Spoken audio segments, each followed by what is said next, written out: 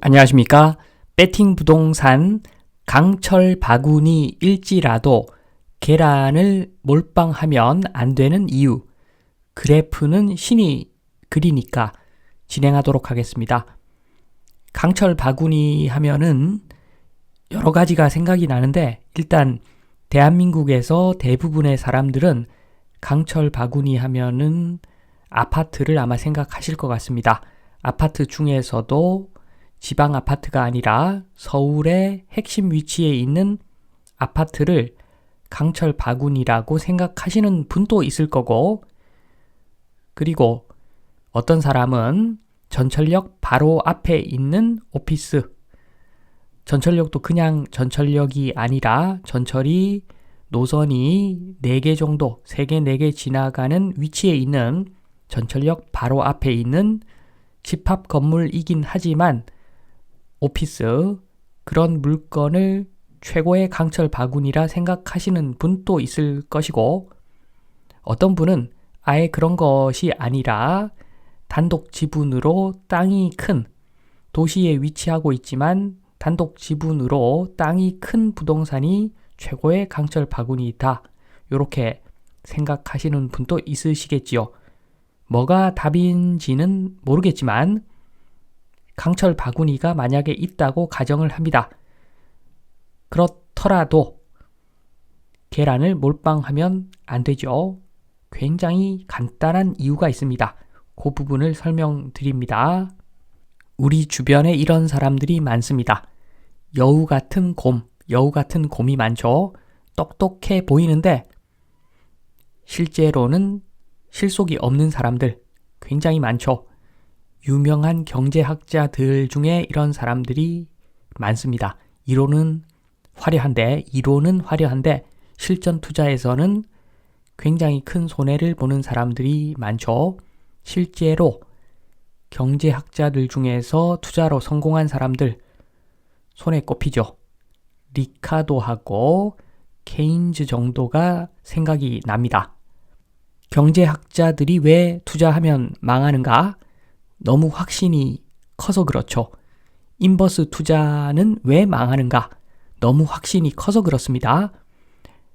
가치가 있는데, 어떤 자산의 가치가 있는데 계산해 보니까 가치보다 가격이 너무 높은 겁니다. 그러면 공매도를 치기 시작하죠. 빨간 위치가 공매도 치는 시점입니다. 올라가니까, 과도하게 올라가니까 공매도 쳤는데, 그런데 더 올라가는 겁니다. 그러니까 또 다른 사람이 공매도를 치겠죠. 그리고 내려가다가 반등을 했는데 전 고점을 뚫지 못하는 것을 보고 그때야 공매도를 치는 타임이다 라고 외치면서 또 들어오는 사람 있겠죠. 그런데 그래프를 그리는 사람은 따로 있습니다. 뻔히 보면서 공매도 세력을 죽이는 사람들이 있죠. 더 올려버립니다. 도저히 더 올라가면 안 되는 가격대에서 가격을 더 올려버립니다. 그럴 수 있죠. 그래서 신이라고 하는 겁니다. 그래서 몇 번 더 올려가지고 공매도 세력들 완전히 거의 다 죽여놓고 그러고 나서 가치에 수렴하는 하향 곡선을 그리는 그런 그래프를 그릴 때가 많습니다. 이렇게 하니까 인버스 투자 한 사람들, 확신이 큰 사람들 굉장히 많이 망합니다. 또는 이런 방식으로 망하게 하기도 합니다. 도저히 가치가 지금 또 너무 고평가라서, 가치 대비 가격이 지금 또 너무 고평가라서 도저히 더 올릴 수가 없다. 그러면 초장기간 횡보를 시켜버리죠. 그러면 어차피 돈 가치는 슬금슬금 하락할 것이고, 그러면 초장기간 지나면 지금 가격이 말이 되는 가격이 되어 버릴 때까지 기다리는 거죠. 이런 식으로 해서 공매도 세력들 죽이는 경우도 있죠. 요게 더 아픕니다, 사실은. 도저히 버티다 못 견디고 팔 수밖에 없는 상황을 만드는 그런 방식이겠죠. 포카를 치는데 카드 놀이를 하는데 선수 중 한 명이 카드를 만들어 가면서 폭발을 칩니다. 이길 수가 없죠. 판을 만들어 갑니다. 이 사람이. 이런 사람이 신이죠. 지금 자산 시장에 이런 선수들이 있기 때문에 이들을 신이라고 부를 수가 있고 이들은 그래프를 그리는 사람들입니다. 그런데 그래프를 그릴 수 있는 이런 사람들하고 친구도 아닌 사람들이 너무 확신을 가지고 투자를 하면은 쫄딱 망한다는 거죠. 쫄딱 망할 수밖에 없습니다. 금리 한번 보겠습니다. 초장기간 저금리를 유지해 왔죠. 그래서 요 그래프만 보면 회귀 분석, 그래프만 분석하는 사람들 이제 금리 내려갈 것이다 라고 단순하게 이야기를 하겠죠. 저도 그렇게 생각합니다. 금리가 아마 내려갈 것 같습니다. 그러나 누가 알겠습니까? 회귀 분석을 하기 전에 상황부터 봐야죠. 상황. 미국과 중국 친하게 잘 지내왔습니다. 지금까지. 사실은 친하게 잘 지내왔는데 최근에 뻐그러졌죠. 이제는 친구가 아닙니다. 이런 상황에서 금리가 수평선으로 갈지 위로 올라갈지 내려갈지 누가 알겠습니까? 이걸 아는 사람은 없다고 보시면 됩니다. 물론 심적으로는 금리가 내려갈 것이다 라고 생각하는 사람들이 절대적으로 많겠죠. 그러니까 지금 또 가격이 좀 내리면 부동산 사야겠다라고 생각하시겠죠. 제가 전에도 말씀드렸지만 그런 부동산을 살 바에는 차라리 채권이 훨씬 더 매력적인 자산입니다. 지금은. 그렇다고 해서 제가 100% 확신할 수는 없습니다. 부동산 대비 채권이 낫다는 거지. 지금 상황에서 금리가 더 올라갈 수도 있는 거죠. 누가 알겠습니까? 그래프를 그리는 사람만 알겠죠. 여기서 부동산 그래프 한번 보겠습니다. 특히나 한국의 부동산 우상향이라고 생각을 하죠. 그래서 좀 떨어지면은 사서 버티면 결국에는 올라가 있고 이런 그림을 아마 많은 사람들이 그리실 겁니다. 그런데 상황을 봐야죠. 상황을 봐야 됩니다. 일단은 인구 감소의 시대입니다. 한국뿐만 아니라 선진국들은 다 인구가 감소하고 있습니다. 그리고 그 감소하는 속도가 커지고 있죠. 1등이 한국입니다.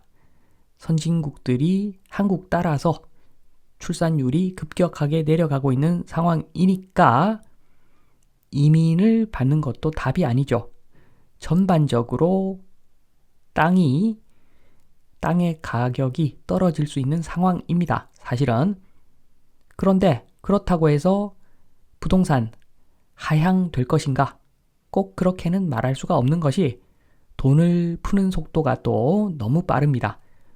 돈이 똥값이 돼버리면 돈으로 표시되는 부동산 가격은 상승할 수밖에 없겠죠. 그래서 모르는 겁니다. 지금 어떻게 될지 모르는 겁니다.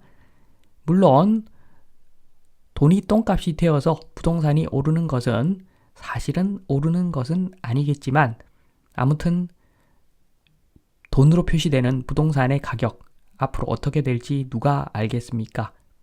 제가 지금 말씀드리는 것은 인구 문제 걱정할 필요가 없다. 돈이 똥이 되니까 이런 이야기가 절대 아닙니다. 돈이 똥이 될지 똥이 안 될지 그것도 누가 알겠습니까? 제가 말씀드리고자 하는 것은 신은 있다는 거죠. 경제에서 자산시장에서 신은 있습니다. 그런데 신의 친구도 아닌데 몰빵 투자하는 사람들 너무 많죠. 특히나 한국에 정말 많습니다. 신이라고 하는 것은 자산의 가격 곡선을 그리는 사람들이라고 보시면 됩니다. 맞지요? 신이 맞습니다. 이 정도 되니까 신이라고 부르는 것인데 신의 친구가 아닌데 대한민국 사람들 거의 대부분 신의 친구가 아니라고 보시면 되는데 그런데 연끌을 그렇게 많이 합니다. 순자산이 5억밖에 안 되는데 대출 5억 땡겨가지고 10억짜리 주택을 보유하고 있습니다. 자산의 80%가 부동산이 아니라 이런 경우에는 자산의 200%가 부동산이죠. 이렇게 위험한 투자는 하는 것이 아니죠. 왜냐하면은 신의 친구가 아니니까. 그래프를 그리는 사람이 그냥 손으로 쭉 그어버리면 한순간에 하루아침에 망할 수 있는 그런 투자를 이렇게 하면은 절대로 안 되겠죠. 대한민국은 국가가 좀 잘못한 점이 많습니다. 그래서 어쩔 수 없이 영끌에 동참한 사람들 많이 있을 건데 정말로 가능하다면 조속하게 정상적인 구조를 만들어야 될 것으로 보인다는 말씀을 드리면서 이만 마치도록 하겠습니다. 감사합니다.